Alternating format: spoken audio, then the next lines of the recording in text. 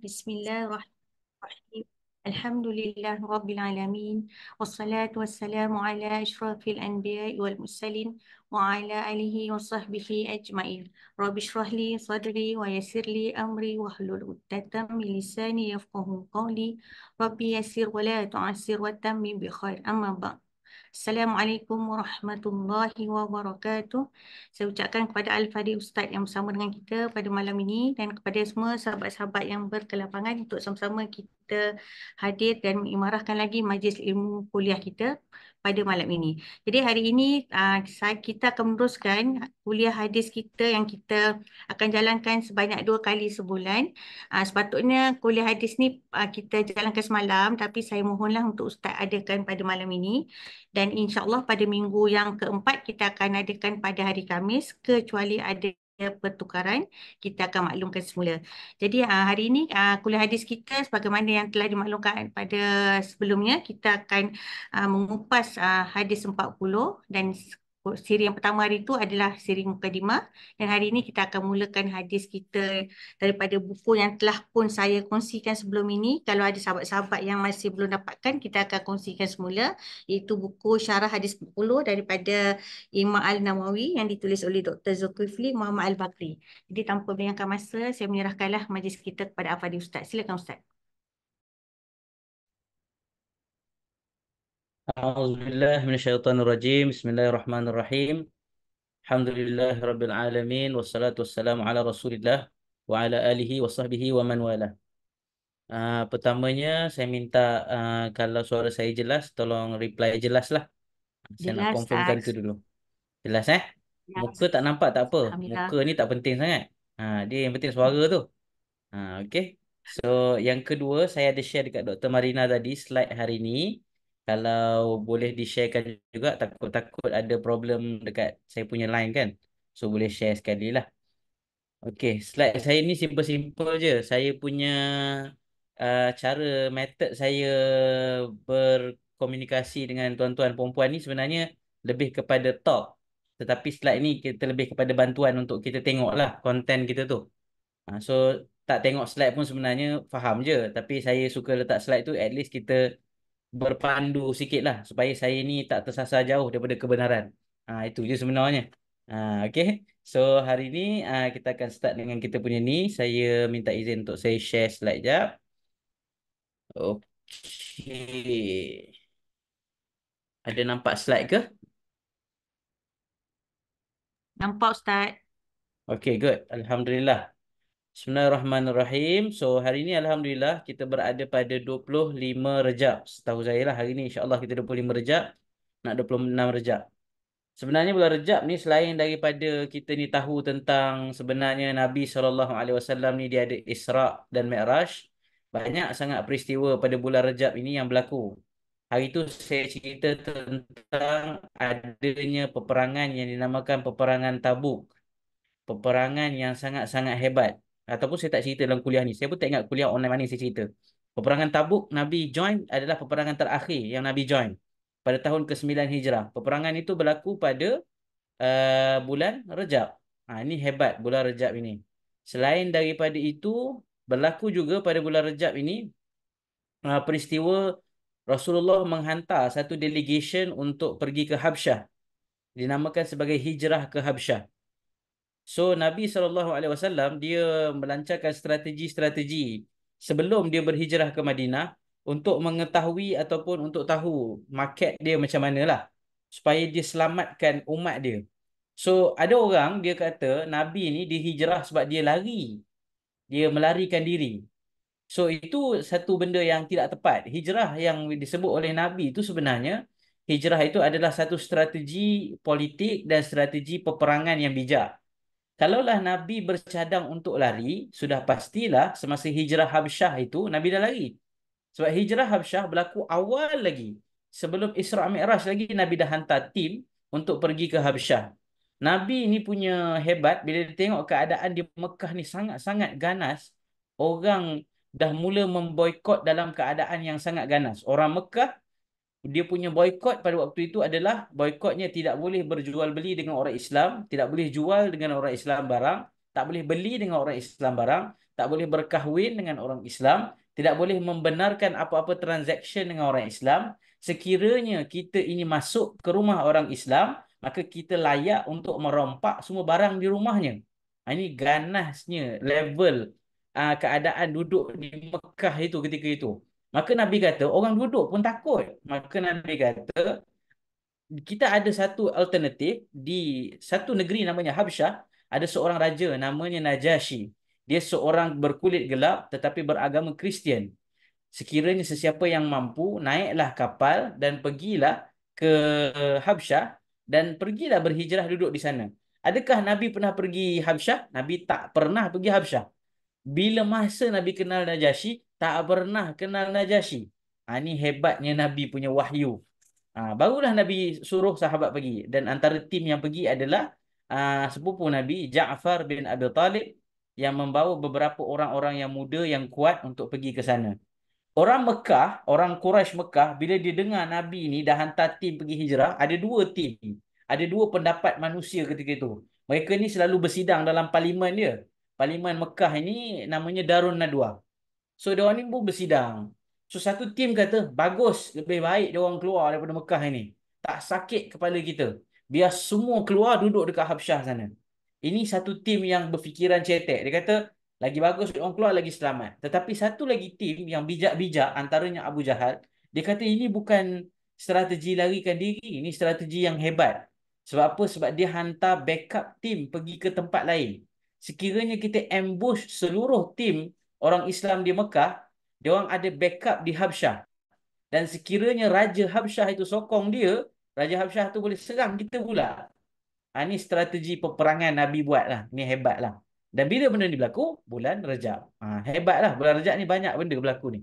So kalau tuan-tuan perempuan rajin-rajin baca sejarah-sejarah bulan Rejab ni, selain Isra' Mi'raj, banyak sangat benda berlaku. Antaranya yang kita cerita hari ni adalah tentang hijrah ke Habsyah. Berlaku pada bulan Rejab. Hari ni kita tengok hadis kita yang pertama. Hari tu kita dah cerita apakah itu ulum hadis. Kita dah cerita, kita dah faham dah sebenarnya hadis tu apa. Hari ni mari kita tengok daripada kitab Imam Nawawi kita ini, iaitu hadis Arba'in ini. Mari kita tengok hadis yang pertama. Kita namakan hadis ini sebagai hadis niat. Hadis niat ini, tuan-tuan dan puan-puan, ibu-ibu yang saya kasihi, ayah yang ada dalam ni sekali, kalau ada, saya nak ceritakan hadis ini merupakan asas kepada banyak benda. Ulama-ulama hadis mensyarahkan hadis ini sahaja yang sangat pendek ini mempunyai hampir 1,000 ilmu yang tersimpan di dalam dia. Ini satu hadis baru ni. Kita pun tak tahulah berapa banyak yang kita boleh korek. 1,000 ilmu yang ada di dalam ini. Ini mahalnya hadis ini. Dan hadis ini menjadi asas kepada betapa tingginya amalan manusia yang ada atas muka bumi ini. Sebab itu hadis pertama yang kita belajar ini, sekiranya kita belajar dengan betul-betul faham, maka kita akan kenallah erti apa itu amalan yang baik yang membawa kita kepada syurga Allah Subhanahu Wa Taala. Ini benda asas yang Tuhan nak bagi tahu kepada kita melalui hadis Nabi. Dan sebab itulah Imam Nawawi letakkan hadis ini number one dalam dia punya kitab. Banyak lagi cerita lain. Tetapi ini paling penting. Cerita pasal niat dalam hati manusia. Benda yang sangat-sangat penting. Benda yang tak boleh nak di-adjust oleh sesiapa, melainkan diri sendiri. Sebab itu benda ni paling penting. Sebab itu bila kita masuk mana-mana kelas, kita sentiasalah pergi dan duduk untuk berniat. Apa-apa pun kita niat. Niat yang kita buat itulah yang menentukan amal kita. So mari sama-sama kita punya cara saya kelas, saya akan baca hadis itu, kemudian kita tengok bit by bit terjemahan itu, dan saya akan baca saya punya syarah hadis yang saya belajar dulu, dan tuan-tuan perempuan boleh tengok juga syarah hadis yang ada pada kitab yang dikarang oleh Imam Nawawi yang telah diterjemah oleh Dr. Zulkifli Al-Bakri itu. So kita mash nanti, kita mix and mash. Mana-mana yang saya sebut tak ada dekat dalam kitab tu, tambah. Mana-mana yang saya tak sebut tapi ada dalam kitab tu, kita baca. Gitulah. So kita dapat dua-dua. So untuk kefahaman tuan-tuan dan puan-puan semua, benda ni tak penting mana. Tetapi sebagai seorang penuntut ilmu hadis, selalunya orang akan tanya, hadis ni awak dapat dari siapa? Ini paling penting. Dalam ilmu hadis, kita mesti tahu periwayatan hadis tu kita belajar daripada siapa. Untuk saya, semasa saya belajar dulu, hadis Arba'in Nawawiyah ini telah saya ambil daripada guru saya, Syekh Sa'id Al-Kamali, yang berguru dengan guru dia, Syekh Hasan Dudu, yang merupakan antara guru besar di Mauritania. Dan kemudian sanadnya ini bersambung sehinggalah ke hadis-hadis Nabi SAW yang diriwayatkan oleh Al-Imam An-Nawawi, kemudian bersambung lagi sehinggalah ke Imam Muslim, kemudian bersambung lagi sehinggalah ke Rasulullah SAW. Adakah saya layak memberikan sanad kepada tuan-tuan dan puan-puan? Sebenarnya layak. Tetapi saya tidaklah berniat untuk memberikan apa-apa sanad tu. Yang penting kita habis dulu belajar. Lepas tu nanti kita cerita pasal sanad. Yang penting kita habis dulu cerita. Itu yang paling penting lah. Tetapi sanad itu memang saya belajar daripada tempat saya mengaji dulu di Morocco. Dengan syekh saya mengambil beberapa kitab hadis. Dan ini hadis yang saya ambil direct daripada guru saya lah. Ada 40 hadis dan juga ada beberapa lagi kitab-kitab hadis yang saya belajar. So, dia tidaklah penting, tetapi bagi pelajar ilmu hadis, orang akan tanya, daripada mana dapat hadis ni? Awak dengar kat kitab ke? Awak baca ke? Awak jumpa ke? So, saya kena sebut sebagai satu amanah ilmu lah untuk saya. So, kita teruskan. Hadis pertama kita. So hadisnya adalah, kalau kita boleh baca sama-sama, saya letak saya rasa dekat dalam saya punya slide ni ada baris. An Amiril Mu'minin Abi Hafsin Umar bin Al-Khattab radhiyallahu anhu qala sami'tu Rasulullah sallallahu alaihi wasallam yaqul innamal a'malu binniyat wa innama likulli imri'in ma nawa faman kanat hijratuhu ila Allah wa rasulih فهجرته إلى الله ورسوله ومن كانت هجرته لدنيا يصيبها أو امرأة ينكهها فهجرته إلى ما هاجر إليه. So sambungan hadis itu, yang tadi itu habis dah hadis dia.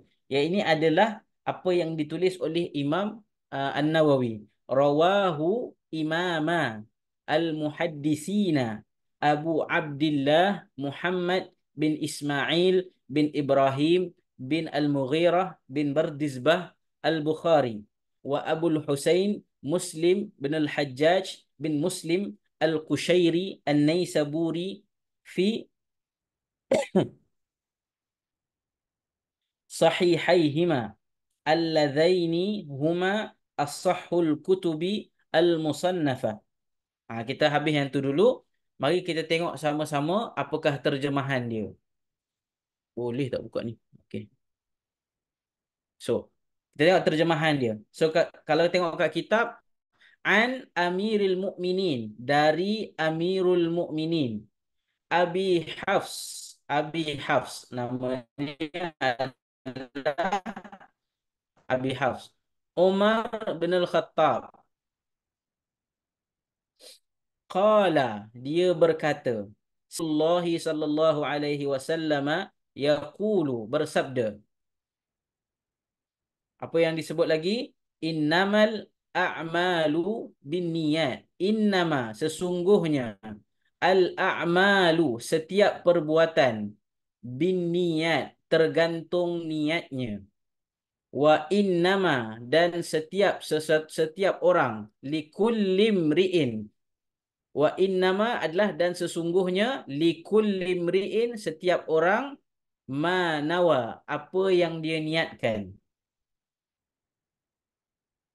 Faman kanat hijratuhu, sesiapa yang hijrahnya, lillahi wa rasulih, ataupun ilallahi wa rasulih, sesiapa yang hijrahnya kerana Allah dan Rasulnya, maka hijrahnya itu menuju ke Allah dan Rasulnya. Wa man kanat hijratuhu lidunya, sesiapa yang hijrahnya kerana dunia yang dia hendak, atau au imra'atin yang kihuha, ataupun isteri yang hendak dinikahnya, fahijratuhu, maka hijrahnya adalah apa yang diinginkan itu. So itu terjemahannya. Okey? Itu kita baru cerita terjemahan, tak cerita lagi hadis dia. Kita baru terjemah je. Baru step 1.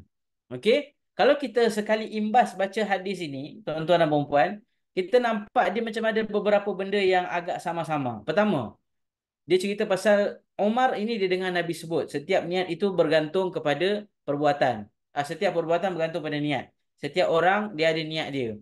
Tiba-tiba bawah-bawah tu, tiba-tiba dia ada sebut sesiapa yang nak niat kerana dunia ataupun kerana perempuan yang dia nak nikah. Apa pasal tiba-tiba cerita pasal perempuan pula ni? Mana datang cerita perempuan ni? Yang ini kita nak kena tahu. Mana datang cerita pasal perempuan yang ingin dinikah itu. So, macam biasa, kalau kelas hadis yang saya selalu buat, sebelum kita nak faham hadis dia, mari kita kenal dengan perawi hadisnya. Perawi ni siapa dia? Sahabat yang sebut nama tu.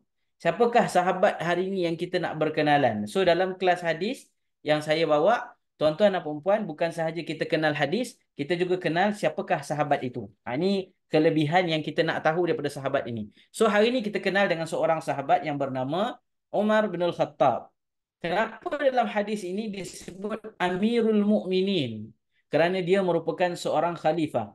Okey? Bilakah penggunaan Amirul Mukminin ini digunakan? Untuk kita faham dulu, pada zaman Nabi SAW tidak ada istilah Amirul Mukminin digunakan.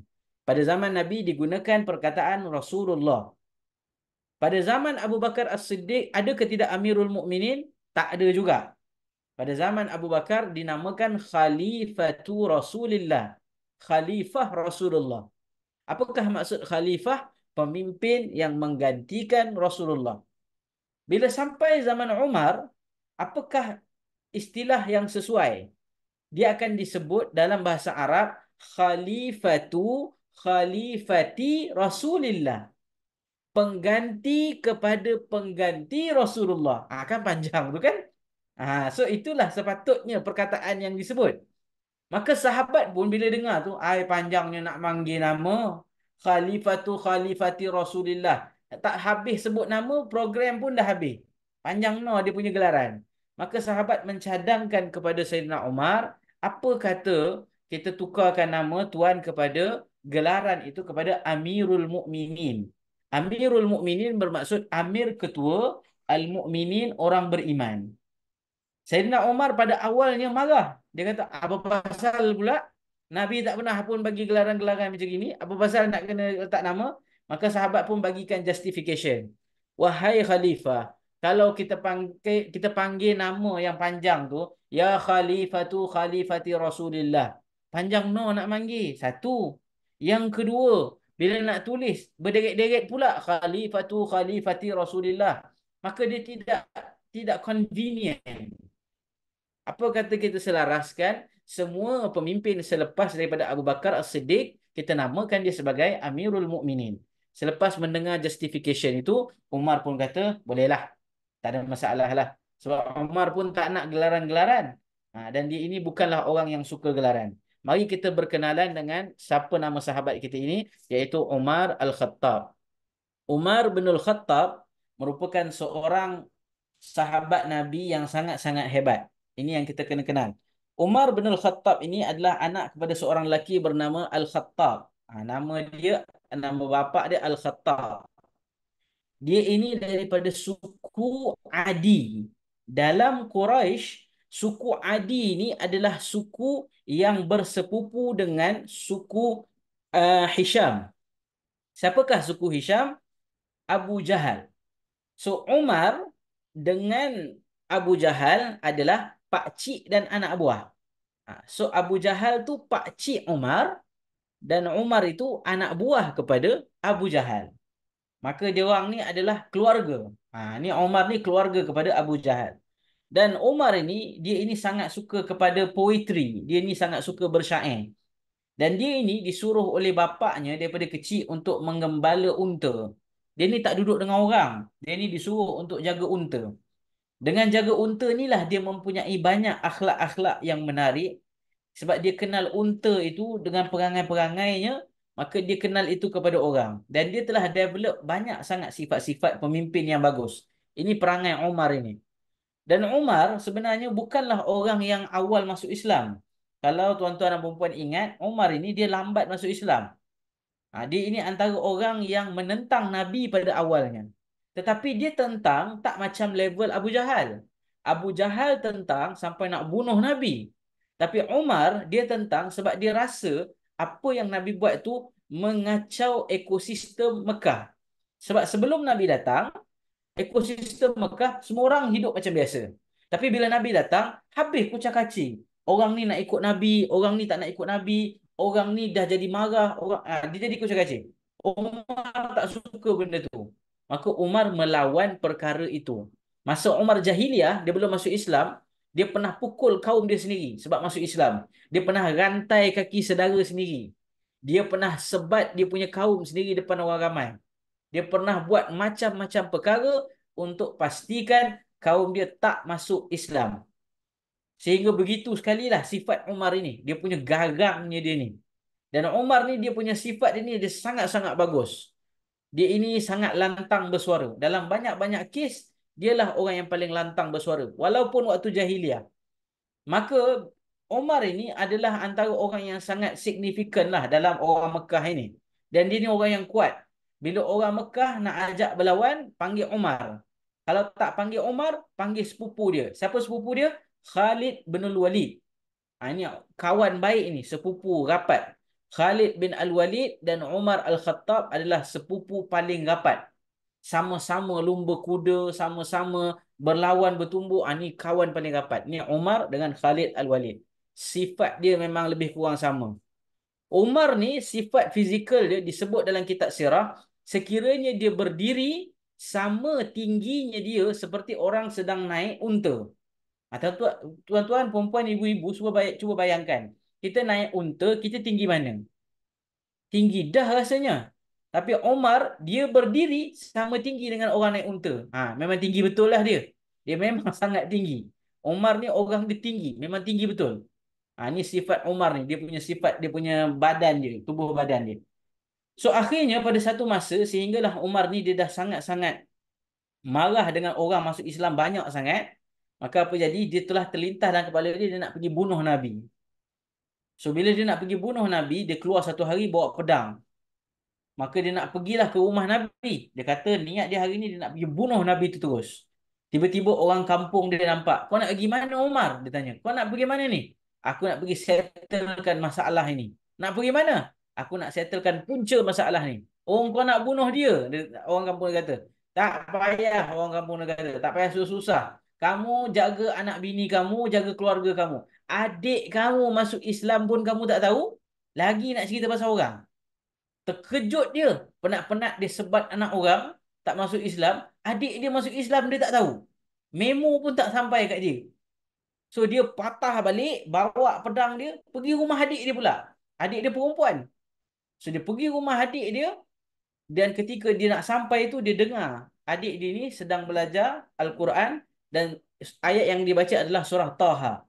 Taha ma anzalna alaikal Qur'ana litashqa illa tazkiratan liman yakhsha tanzilan mimman khalaqal arda was samawatil ula. Ayat itu sebenarnya kalau kita dengar bagi orang yang tengah marah memang terkejut kalau kita dengar. Apakah maksud itu? Taha ma anzalna alaikal Qur'ana litashqa. Tidak aku turunkan Al-Quran untuk memberatkan jiwa engkau. Kawan ni datang hati dia tengah berat. Hati dia tengah sakit. Tiba-tiba dengar, hai, aku tak turun untuk beratkan kamu. Illa tazkiratan liman yakhsha. Melainkan ia hanyalah peringatan untuk orang yang takut dengan Tuhan. Ai, lagi kena. Tanzilan mimman khalaqal arda was samawatil ula. Al-Quran ini diturunkan daripada yang menciptakan langit dan bumi dan apa yang di atasnya. Barulah Umar macam, ini lain punya level ni. Umar sepanjang hidup dia tak pernah dengar orang baca Quran lagi. Setiap kali orang nak baca dia lari. Bila dia dengar itu, terkejut dia, akhirnya dia terus pergi rumah Nabi dan terus peluk Islam. Kisah keislaman Umar ni, orang lain pada zaman itu, bila peluk Islam, sorok-sorok. Sebab masa itu orang peluk Islam takut. Abu Bakar As-Siddiq peluk Islam takut-takut. Uthman peluk Islam takut-takut. Bilal bin Rabah hamba peluk Islam takut-takut. Umar Al-Khattab peluk saja Islam. Tahu tak dia pergi mana mula-mula? Dia pergi ke rumah ketua orang Mekah. Namanya Al-Wa'il. Dia ketuk pintu waktu pagi-pagi. Dia ketuk macam nak pecah. Al-Wa'il buka pintu. Oh, Umar, apa hal? Bila Umar buka saja pintu. Kau nak tahu tak? Aku dah masuk Islam. Terduduk Wa'il tu. Apa pun cerita kamu bawa pagi-pagi ni? Padahal Umar ni orang hebat, orang Mekah ni. Tiba-tiba dia kata masuk Islam. Terduduk Wa'il ni. Maka Umar pergi pula ketuk pintu orang lain pula. Ketuk pintu pakcik dia Abu Jahal. Ketuk pintu, pakcik saya nak beritahu ni, saya dah masuk Islam. Pakcik dia ni kata, keluar kau, jangan duduk dengan aku lagi dah. Dia terus balik rumah. Dia pergi lagi rumah orang lain, dia duduk dekat tengah-tengah Kaabah itu dan dia jerit. Dia kata, ketahuilah hari ini aku telah pun Islam. Maka sesiapa ada hal dengan aku, meh sini jumpa aku. Ini hebatnya Umar ini. Dia punya hebat gagah perkasanya dia, memang level-level lain macam. Sebab itulah Nabi sebut dalam hadis, sekiranya Umar itu berjalan di satu lorong dan syaitan nak lalu sebelah dia, nak ikut lorong itu, syaitan tarik diri. Dia kata, tak apalah aku ikut lorong lain, tak lalu aku nak lalu jalan dia. Ni hebatnya Umar ni. Umar tak nampak syaitan, tapi syaitan tengok Umar, syaitan pun takut. Ni hebatnya Umar ni. Level mahal punya ilmu Umar ni. Tak tahulah level mana. Ketika orang nak pergi hijrah, hijrah ke Madinah itu dilakukan secara sembunyi-sembunyi. Ada orang pergi sembunyi-sembunyi tengah malam. Ada orang pergi sembunyi memang waktu pagi-pagi. Sampai orang tak kenal. Umar macam mana dia hijrah? Pada waktu tengah hari buta, orang tengah duduk dekat tengah-tengah Kaabah itu berpusing-pusing, dia panggil, semua orang Mekah meh sini. Aku nak cakap sikit. Orang pun kumpul depan dia. Dengar sini. Aku nak pergi hijrah pergi Madinah. Sesiapa yang rasa nak anak jadi yatim, isteri jadi janda, mak dia tak ada anak, ikut aku. Secara terus terangnya dia cakap. Rasa-rasa siapa yang ikut, tak ada seorang pun ikut. Semuanya tak join. Semuanya risau, anak jadi yatim, isteri jadi balu, dan mak tak ada anak. Ni punyalah hebat Umar ini. Ni level Umar ini. Seganas-ganas dia ini, sayangnya dia pada Nabi, tidaklah terkira banyaknya. Sangat-sangatlah sayang. Dan dia inilah antara orang yang disebut oleh Allah Subhanahu Wa Taala mempunyai firasat yang sangat banyak. Al-Quran turun disebabkan apa yang Umar rasa lebih 3 kali. Ada satu hari Umar mimpi sekian. Umar bangun tidur nak pergi cerita dekat Nabi. Tiba-tiba ayat Quran dah turun pasal apa yang dia mimpi tu. Satu hari lagi Umar baru terlintas. Alangkah bagusnya ada ayat sekian. Tiba-tiba ayat Quran dah turun pasal benda tu. Ni hebatnya Umar punya pemikiran. Semasa perang Badar, perang di mana orang Islam baru first time berlawan dengan musuh dan kita mendapat tawanan perang. Maka kita tak tahu macam mana kita nak menguruskan tebusan. Maka Nabi buatkan perbincangan dengan sahabat-sahabat. Mari kita bincang bagaimana kita nak uruskan tebusan. Maka siapakah yang memberi cadangan yang pertama? Orangnya Umar Al-Khattab. Apakah cadangan dia? Ya Rasulullah, tak payah fikir banyak. Kasih bunuh semua orang. Tak payah fikir. Bunuh semua. Abu Bakar As-Siddiq duduk sebelah tu. Sabar dulu. Kamu nak membunuh aja kamu ni. Ni Umar punya firasat dia. Abu Bakar kata, apa kata kita ambil mereka sebagai tebusan? Apa kata kita ambil mereka ni ada duit, kita boleh pulangkan balik. Ayat Quran turun bersetuju dengan apa yang Umar sebut. Maka ulama mengeluarkan tafsir. Apa salah kena bunuh tebusan masa Badar? Kerana mereka ini sifat bencinya sangat tinggi. Kalau kita lepaskan pun, mereka bukan insaf. Mereka akan datang balik dan menyerang. Ini firasat Umar ni dia sangat-sangat mahal. Sebab itulah sehingga kan Nabi sebut dalam satu hadis, lau kana nabiyyun ba'di, kalaulah ada nabi selepas saya, which is memang tak ada, lakana Umar. Confirm Umar lah orangnya. Ni hebatnya satu accreditation yang diberi oleh Nabi kepada Umar. Yang merupakan dia ini orang yang sangat hebat sehingga Nabi kata kalau ada nabi selepas Nabi, confirm Umar orang dia. Dan dia ni orang yang mempunyai firasat yang tinggi. Orang Islam, orang beriman, firasatnya Allah wujudkan. Umar ni antara orang yang mempunyai firasat yang sangat kuat. Firasat ni benda apa? Benda yang kita rasa Allah beri kepada kita. Saya bagi contoh. Kes yang berlaku kepada Umar, firasat dia yang sangat kuat. Pada zaman dia menjadi khalifah, dia duduk di Madinah. Dia hantar satu tim reconnaissance team untuk ke satu tempat yang sangat jauh, lebih 1,000 kilometer. Dan ketika Umar sedang duduk atas mimbar, sedang bercakap, Tiba-tiba ketika dia tengah cakap atas mimbar ni, dia sebut, jaga-jaga, kat bukit tu ada orang jahat. Dia sebut macam itu. Sedangkan dia duduk kat Madinah, depan dia tu semua jemaah. So orang yang duduk kat jemaah ni apa pasal pula ni, tiba-tiba dekat bukit ada musuh pula ni. Dia orang duduk tengok, mana ada bukit kat sini, tak ada bukit pun. Duduk pelik lah, memang pelik sungguh. Lepas beberapa lama, lepas beberapa bulan, orang yang pergi ke recon team tu balik. Maka Omar pun tanya, ada apa-apa berita tak? Ada, bos. Masa kami datang hari tu, kami lalu di satu celah-celahan bukit. Ketika kami lalu itu, kami dengar suara bos, suara khalifah. Khalifah kata, lari dekat bukit ada orang jahat. Memang waktu kami lari, ada orang jahat tengah tunggu kami. Tu firasat mahalnya Sayyidina Umar Al-Khattab ni. Dia duduk beribu kilometer, dia boleh detect. Saya bagi contoh lagi. Itu khalifah. Memang hebat. Manusia biasa ada tak dia punya firasat ni? Ada. Ibu-ibu banyak firasat. Saya bagi contoh firasat yang berlaku kepada true story yang berlaku kepada mak saya. Mak saya, abang saya belajar di Jordan selama 7 tahun. Tak balik. Abang saya belajar di Jordan tahun 2001, 2002. Dia pergi 16 hari bulan 9 tahun 2002. Dia pergi ke Jordan. Selang 2 minggu, abang saya ke Jordan, ayah saya meninggal dunia. Nak balik, tak ada duit. So, mak saya kata, tak payah balik lah. Nak balik pun buat apa? Orang pun dah tanam dah. Nak buat apa kan? Maka abang saya tak balik lah. 7 tahun. Sehinggalah tahun 2009, 2010. Baru balik. Mak saya punya rindu dengan abang saya. Waktu tu, internet tak berapa kuat. Hantar email hari ni, hujung minggu baru dapat balik respon.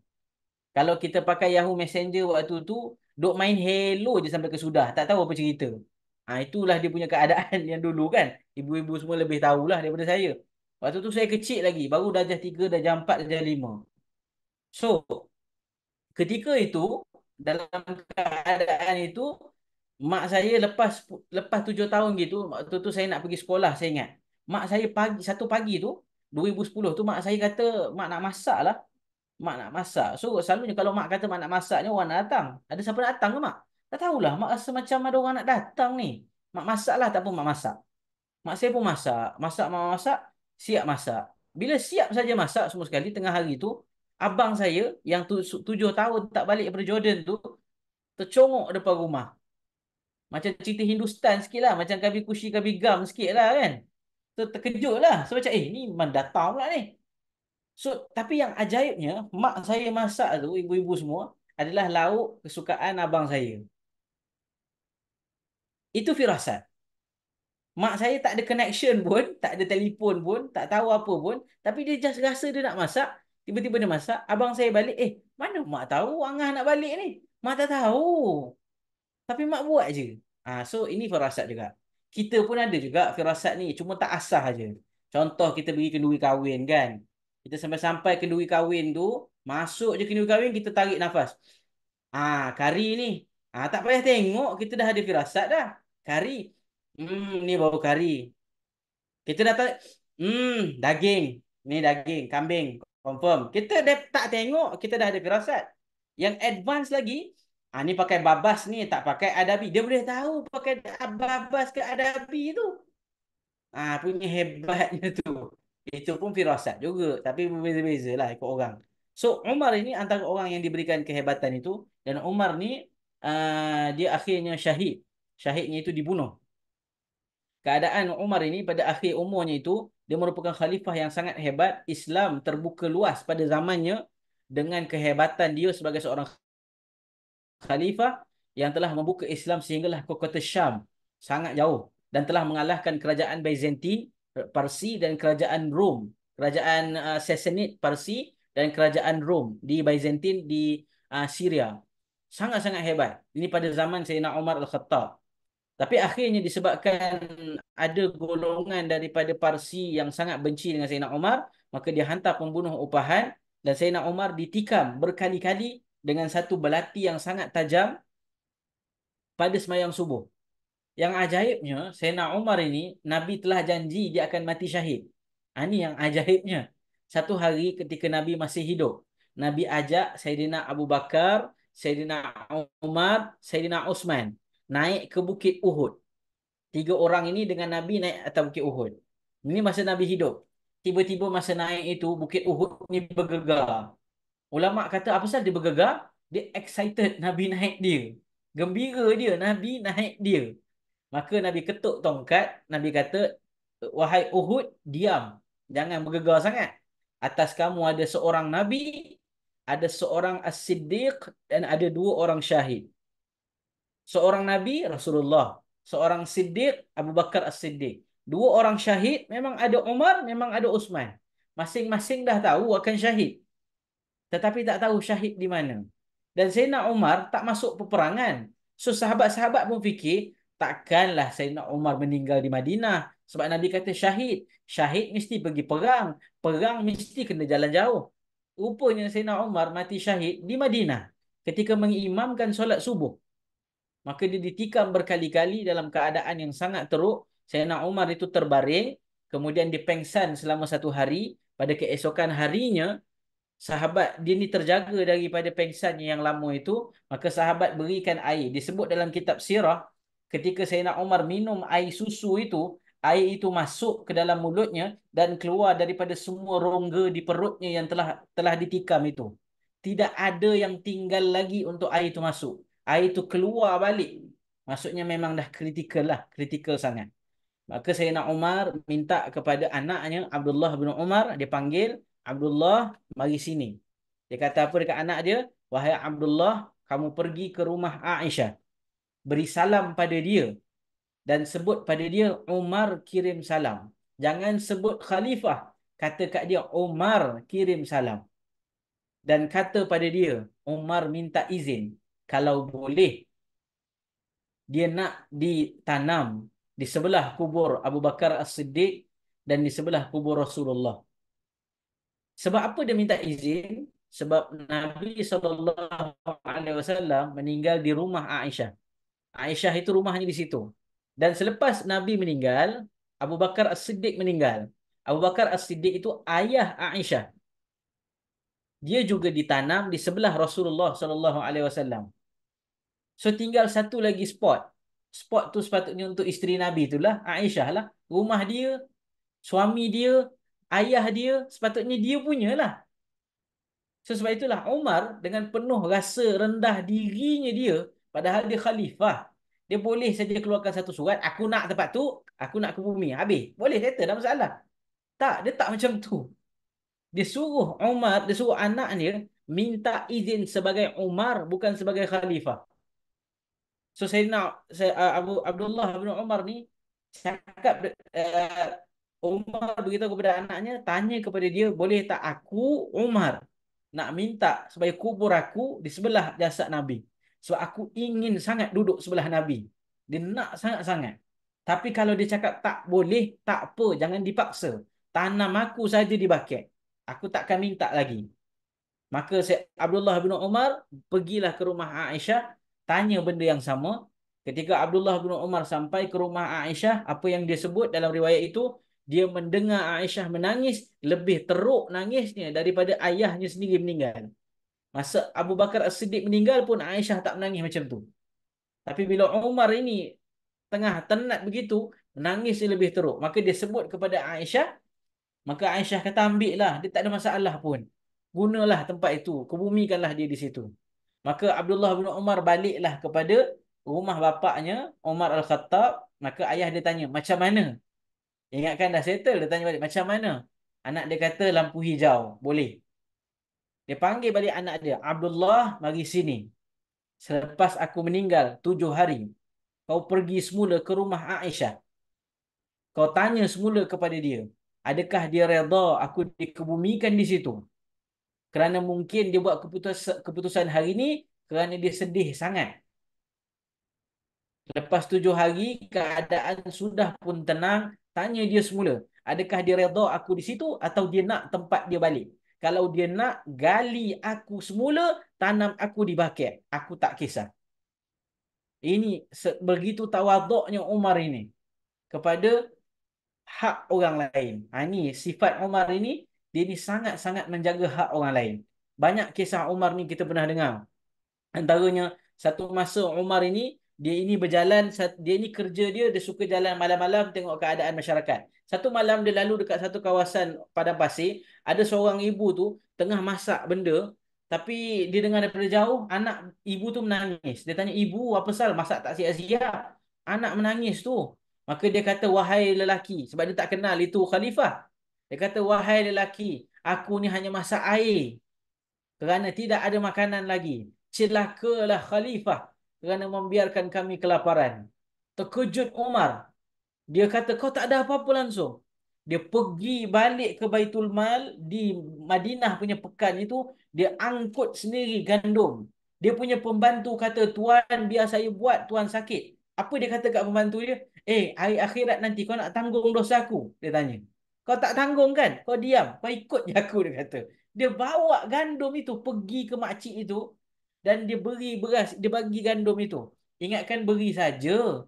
Tak, dia tolong bancuhkan gandum itu jadikan tepung. Dia gaul-gaul gandum itu. Dia siapkan gandum itu jadi lauk. Maka dia kata, "Bagi ke anak tiup sikit," dia kata, "panas tu." Sehinggalah perempuan tu kata, "Engkau lebih layak menjadi khalifah." Padahal tu memang khalifah dah.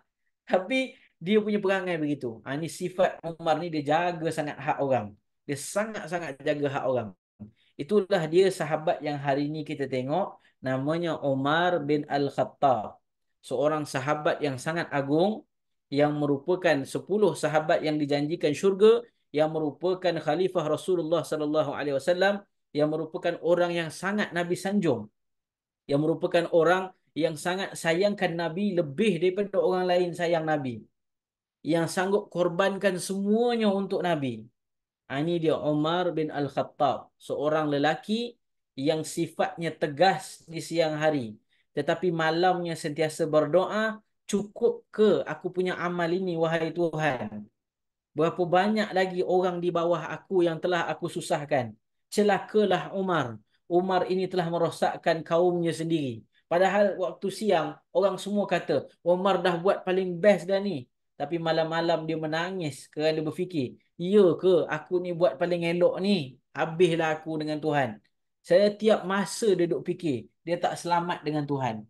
Ini dia Umar Al-Khattab. Hebatnya Umar ini, sahabat yang kita baca hari ini.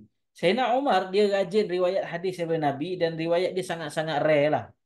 Dia macam Abu Bakar As-Siddiq. Jarang kita dengar hadis Abu Bakar As-Siddiq. Dan jarang juga kita dengar hadis Sayyidina Umar. Dan ini antara hadis-hadis rare daripada Sayyidina Umar Al-Khattab. Ini yang hari ini kita tengok. Okay? So itu dia hadis Umar Al-Khattab. Cerita pasal Umar je dah pukul 10 dah, ibu-ibu semua. Macam mana? Tak masuk lagi hadis lagi. Macam mana cerita kita ni? So, kita masuk sikit lah kita masuk sikit je. Lepas tu nanti kita berhenti. Saya takut panjang-panjang ni bukan apa. Takut pendarahan otak berlaku.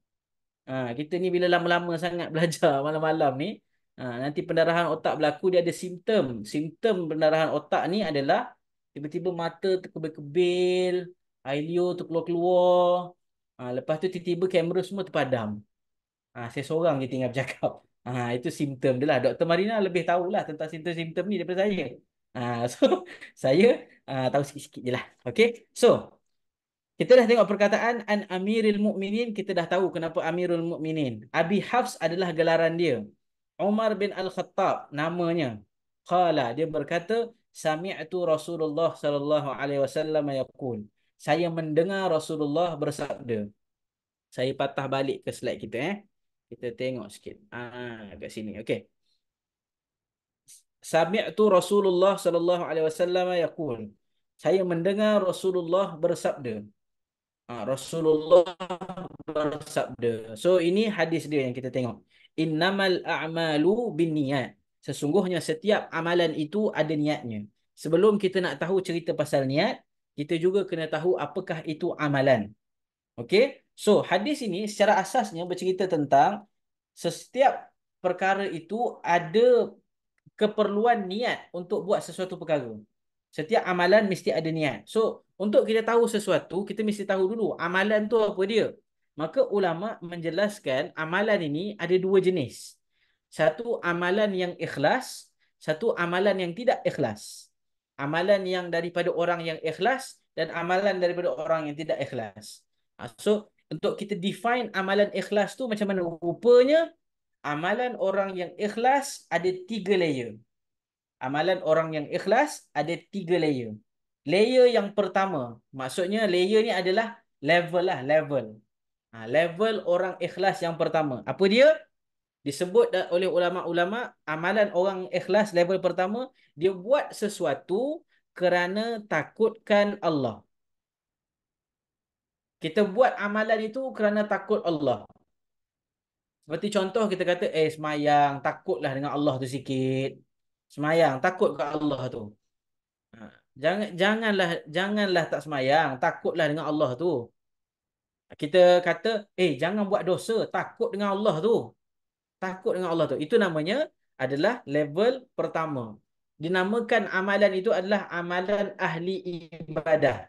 Ahli ibadah, dia melakukan amalan kerana takut dengan Allah.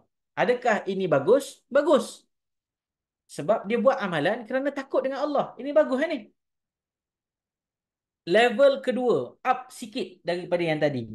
Dia buat sesuatu kerana dia inginkan syurga dan dia inginkan pahala. So ini level kedua. Dia ikhlas buat sesuatu dengan harapan mengharapkan syurga dan mengharapkan pahala. Ini pun bagus. Ini dinamakan amalan ahli-ahli perniagaan. Kenapa? Sebab dia nak buat sesuatu untuk mendapatkan sesuatu. Kita berniaga, kita bagi something, kita nak something. Sebab itulah dalam Quran Allah selalu sebut perkataan ini. Dalam surah Saf Allah sebut, hal adullukum ala tijaratin tunjikum min azabin alim. Wahai orang beriman, hendakkah kamu aku tunjukkan kepada kamu satu perniagaan yang akan selamatkan kamu daripada azab. Allah sebut perniagaan itu. Apakah perniagaan itu? Tu'minu billah. Beriman kepada Allah. Itulah perniagaan dia. Dan Allah sebut tijaratan lan tabur. Perniagaan yang takkan rugi. Apakah dia perniagaan yang takkan rugi? Niaga dengan Tuhan. Berniaga dengan Tuhan tak akan rugi. Kita serahkan nyawa jasad kita kepada Allah untuk kita beriman dengan Allah, maka Allah bayar keimanan itu. Allah sebut dalam surah At-Taubah, innallaha ashtara minal mu'minin. Allah telah beli dari orang beriman itu anfusahum, jiwa-jiwa mereka. Allah ini dah beli jiwa kita. Bi anna lahumul jannah, dengan gantian Allah bayar kita punya jiwa itu dengan syurga. Maksudnya dia adalah benda yang bagus. Sekiranya kita beramal untuk mendapatkan pahala dan syurga. Ada tak orang macam gini? Ada. Kita dengar kalau kita baca macam gini kita dapat pahala macam ni. So kita kejar amalan untuk kita dapat pahala tu. Ini juga benda yang bagus. Amalan orang yang meniaga. Kita ni kadang-kadang ada juga sifat nak meniaga tu. Kita dengar orang sebut, kalau kita solat witir lepas tarawih, dengan kita solat witir di penghujung malam. Solat witir penghujung malam, pahalanya lagi banyak. Kita pun cubalah sedikit upaya. Lebih aku semayang dekat hujung malam. Dah dekat-dekat nak tarawih, dah dekat-dekat nak sahur dah kan? Lagi bagus. Sebab apa? Sebab kita nak kejar pahala banyak tu. Benda tu juga adalah benda yang sangat-sangat kita perlukan.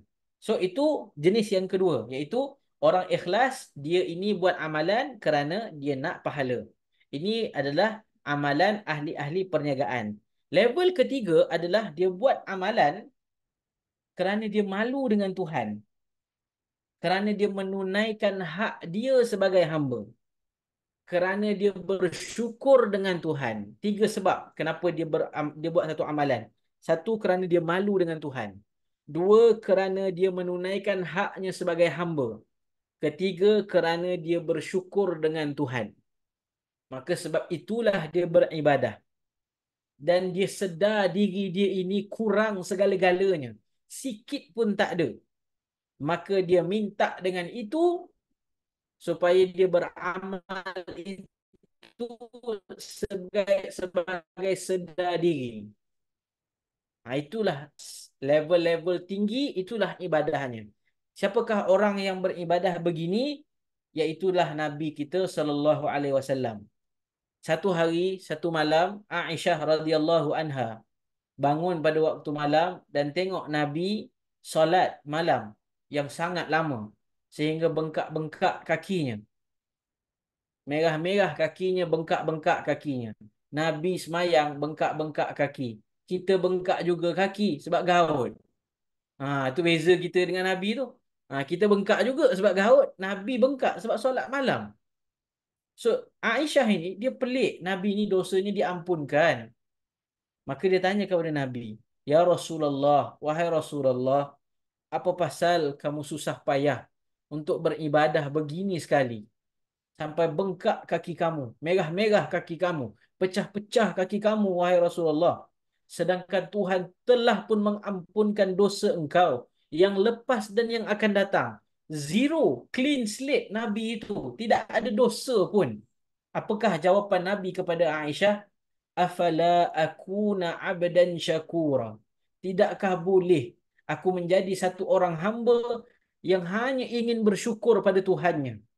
Ini level mahal sangat. Tuan-tuan, ibu-ibu semua, dia adalah level yang sangat mahal.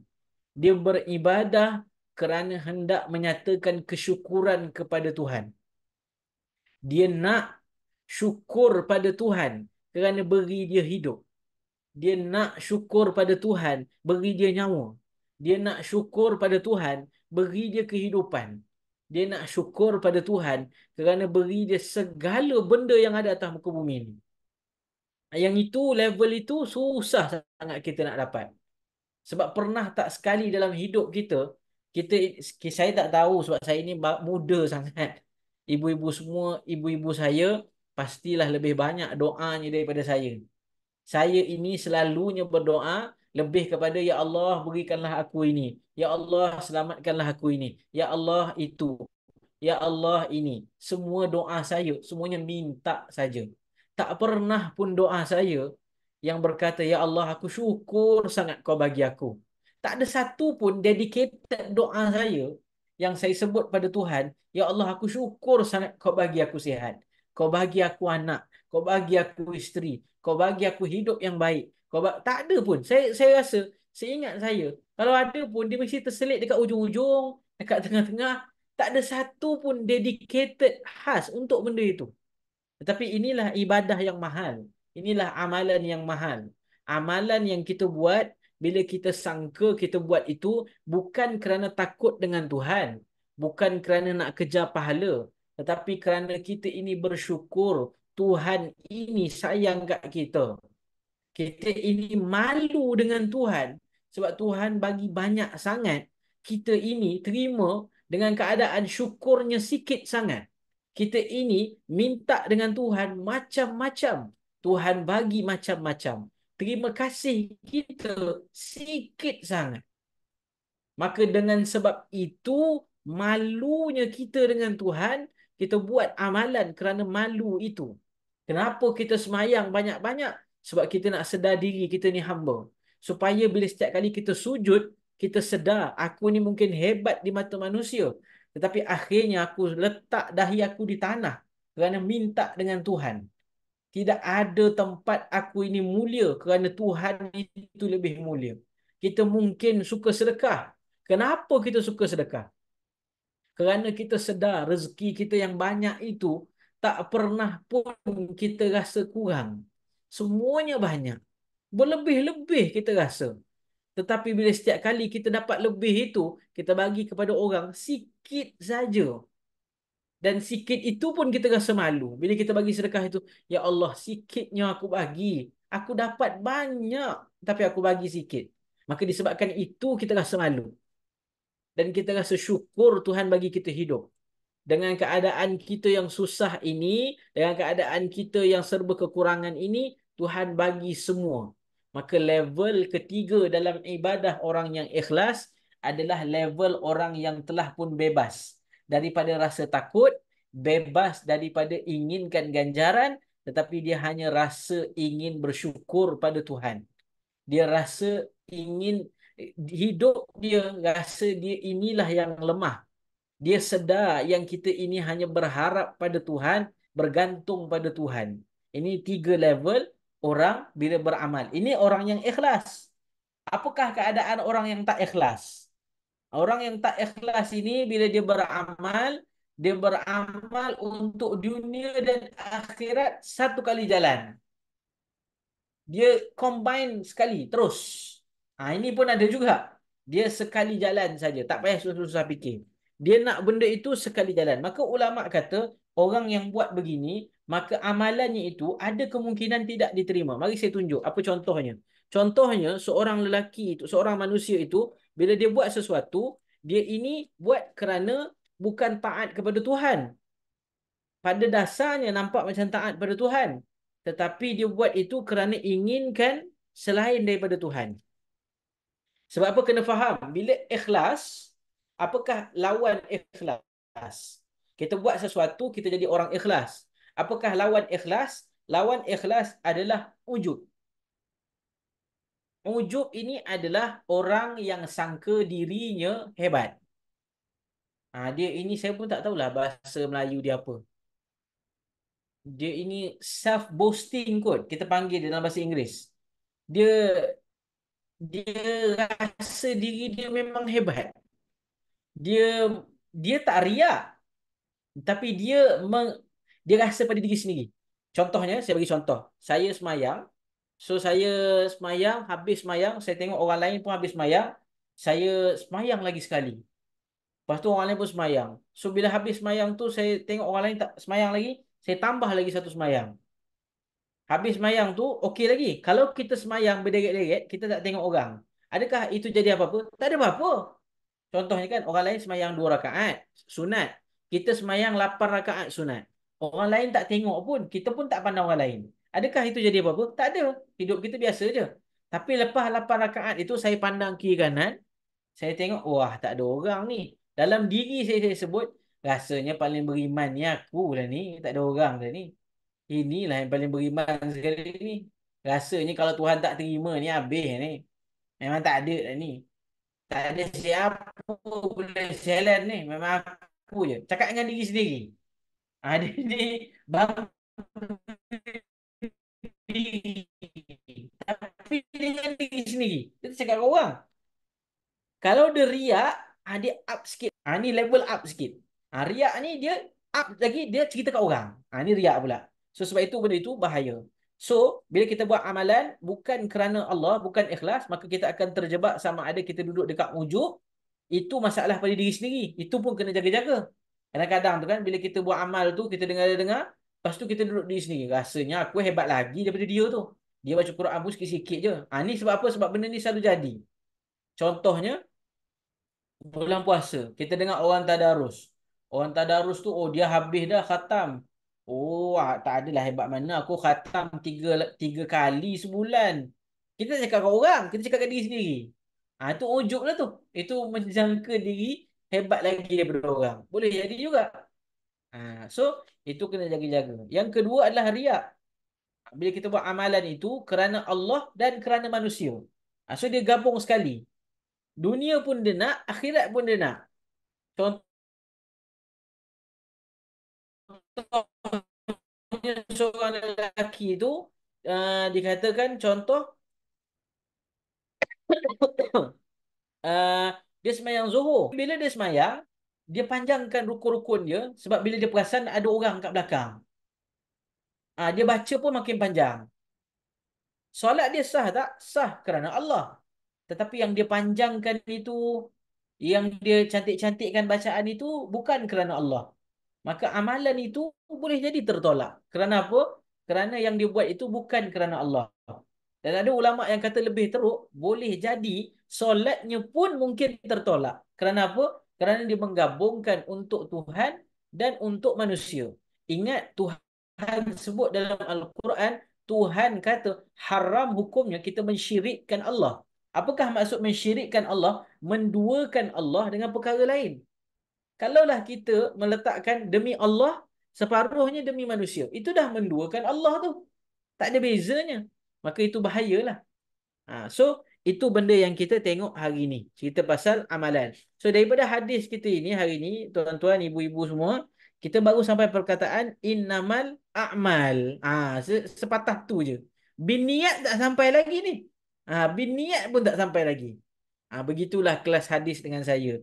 Harap-harapnya ibu-ibu semua tak jemulah dengan saya ni. Sebab saya memang sangat-sangat suka memastikan perkataan itu kita faham sungguh-sungguh. Baru kita pergi ke next word. So kalau rasa-rasa macam Ustaz panjang no cerita pasal satu perkataan tu, pendekkan sikit, I will try my best lah to shorten it well. Tapi itulah cerita dia pasal perkataan amal. Dan itulah cerita dia pasal khalifah kita. Iaitu hari ini kita belajar tentang Sayyidina Umar Al-Khattab. Dan hari ini kita belajar tentang amal. Amal tu ada dua. Satu yang ikhlas, satu yang tidak ikhlas. InsyaAllah next kuliah kita akan tengok cerita pasal sambungan dia tentang perkara niat. Niat ni lagi detail. Nanti kita tengok insyaAllah. Saya rasa setakat itu sahaja. Terima kasih sudi luangkan masa. Semoga masa yang kita ambil ini selepas Isyak sehingga pukul 10 ini, walaupun masa itu masa rehat, kita gantikan dengan keadaan yang paling keadaan penat kita itu dengan masa untuk belajar. Semoga Allah gantikan pahala penat kita itu dengan satu pahala yang mungkin lebih baik lah insya-Allah. Sebab Nabi sebut dalam hadis, Allah sebut dalam ayat Quran, sesungguhnya Al-Quran ini dia ini akan datang di hari kiamat sebagai syafaat kepada Tuhan dia. Maka dia akan kata kepada Tuhan dia, dia akan kata kepada Allah, ya Allah, dia habiskan malam dia, waktu rehat dia, waktu penat dia untuk baca aku, untuk faham aku, untuk ingat aku. Maka ya Allah, dengan penatnya itu, dengan letihnya itu, dengan semua yang dia buat itu, wahai Tuhan, berikanlah aku ini gantian syafaat untuk dia. So semoga apa yang kita buat ini, kita baca hadis Nabi, kita faham Al-Quran, semoga itulah gantian kita yang menjadi kita punya peguam bela di hari akhirat insya-Allah. Setakat itu saja, aku lu ma tasmaun wa astaghfirullahal azim li wa lakum. Subhanakallahumma wa bihamdik asyhadu an la ilaha illa anta astaghfiruka wa atubu ilaik. Bismillahirrahmanirrahim. Alhamdulillahirabbil alamin wassalatu wassalamu ala asyrafil anbiya'i wal mursalin wa ala alihi wa sahbihi ajma'in. Allahumma arhamna bil Qur'an واجعله لنا إماما ونورا وهدى ورحمة. اللهم ذكرنا منه ما نسينا وعلمنا منه ما جهلنا وارزقنا تلاوته آناء الليل وأطراف النهار واجعله لنا هجة يا رب العالمين. اللهم يا مقلب القلوب ثبت قلوبنا على دينك وعلى طاعتك وصلى الله على سيدنا محمد وعلى آله وصحبه وسلم والحمد لله رب العالمين. Okey, itu saja. Saya lupa buka soalan. Saya rasa tak ada soalan kot. Harap-haraplah sangat tak ada soalan. InsyaAllah Ustaz, kita tunggu sambungan seterusnya, habis satu hadis tu mungkin kita buka soalannya. InsyaAllah. Terima kasih Ustaz. Assalamualaikum warahmatullahi wabarakatuh. Assalamualaikum. Terima kasih semua.